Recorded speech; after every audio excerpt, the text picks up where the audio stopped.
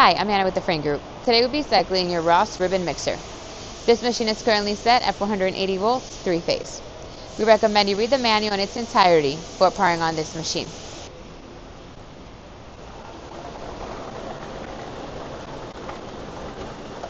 For video purposes, we have bypassed the safety. We will now be demonstrating variable speed.